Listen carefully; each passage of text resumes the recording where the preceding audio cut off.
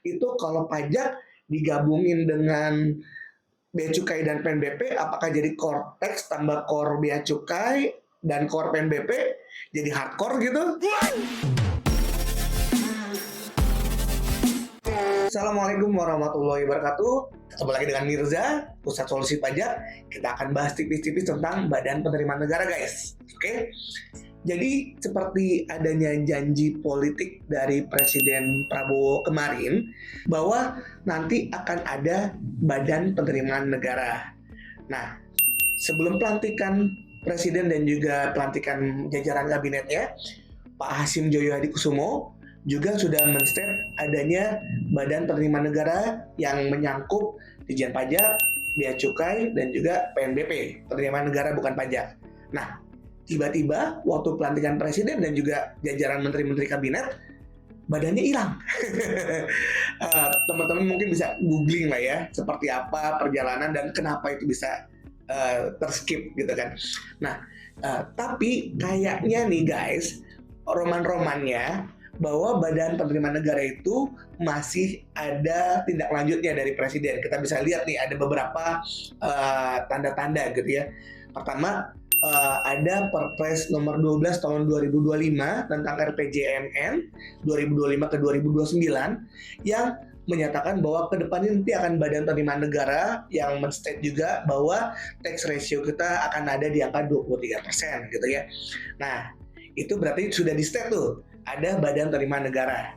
Lalu kedua guys, kita bisa tahu juga bahwa ada satu mantan Ditjen Pajak, Pak Hadi Purnomo, atau kita kenal dengan Pak Pung, menjadi penasihat khusus Presiden bidang penerimaan negara. Oh, relate banget kan? Penasihat khusus Presiden bidang penerimaan negara. Nah, lalu ada lagi nih guys, baru-baru ini kita tahu bahwa ada pelantikan 2 Ditjen baru di Kementerian Keuangan.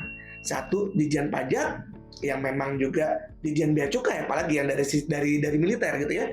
Nah, kedua Ditjen itu kita tahu bahwa itu adalah 2 orang pilihan Presiden sendiri gitu ya. Jadi memang kayaknya sih itu ke depan akan membuat kita akan optimis gitu ya akan adanya Badan Penerimaan Negara. Kami di Ikatan Konsultan Pajak Indonesia yang dimana saya tergabung di dalamnya itu sebenarnya sangat mendukung adanya Badan Penerimaan Negara. Tetapi ada satu catatan guys, di mana sebelum kita membahas masalah kelembagaan dari BPN, kita coba pahami dulu nih, sebenarnya apa sih masalah dari ekonomi di Indonesia gitu ya. Pertama mungkin kita tahu bahwa di perpajakan itu kita memberikan insentif perpajakan itu lebih besar kepada pengusaha kelas atas dibandingkan ke masyarakat gitu ya, masyarakat secara kebanyakan. Satu itu, kedua kita tahu bahwa ekonomi Indonesia itu kebanyakan mayoritas ditopang oleh konsumsi domestik guys, ya kan? Jadi dengan adanya konsum 270 juta masyarakat Indonesia itu yang menjadi sumber pertumbuhan ekonomi Indonesia dari tahun ke tahun. Nah, makanya kita berasa banget sekarang ada perlambatan ekonomi karena memang kita berasa nih agak sedikit ekonomi lagi turun ya, konsumsi turun, lalu juga banyak PHK, lalu juga mungkin juga dari faktor ekonomi dari luar gitu ya, dimana kita sekarang lagi slowing down ekonomi.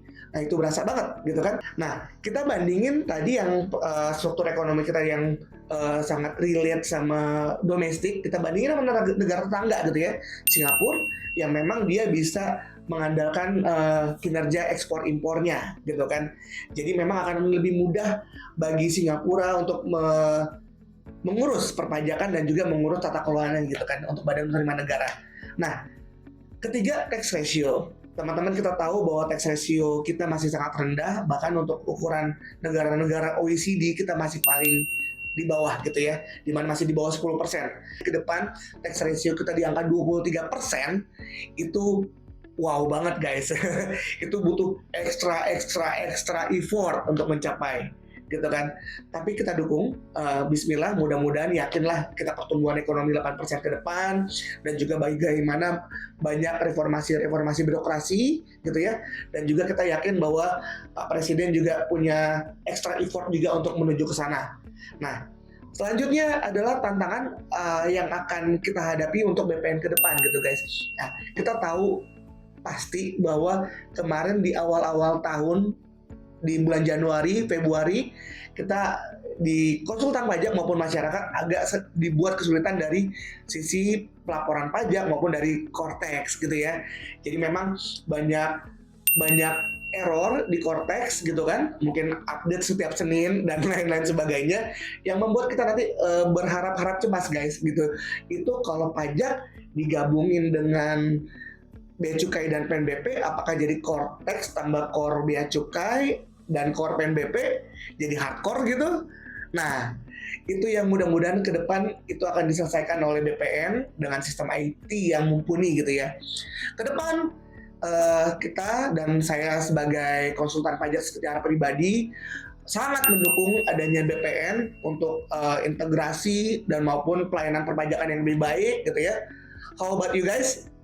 Dukung atau enggak? Komen di bawah ya. Thank you.